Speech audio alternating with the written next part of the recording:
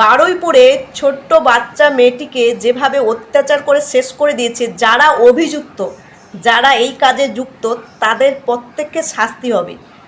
কি বলছে প্রশাসন একটু শুনে নিন। আমরা তাতে সবাই মর্মাহত এবং এই কেসের সঙ্গে যারা যারা জড়িত প্রত্যেক লোক অ্যারেস্ট হবে, প্রত্যেক লোকের উপযুক্ত সাজা হবে। আমরা ফাঁসির সাজা দেব। একটু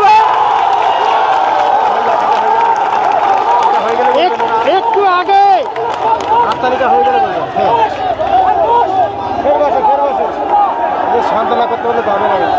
শুনুন, আপনি শুনুন, একটু আগে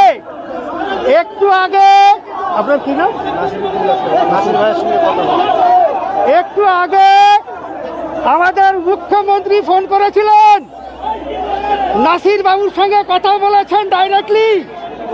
উনি কথা দিয়েছেন এই কেসের সঙ্গে যারা যারা জড়িত কাউকে ছাড়া হবে না, এবং আপনাদের আমি কথা দিয়ে যাচ্ছি এর বিরুদ্ধে যা যা ব্যবস্থা গ্রহণ করার আমরা গ্রহণ করব।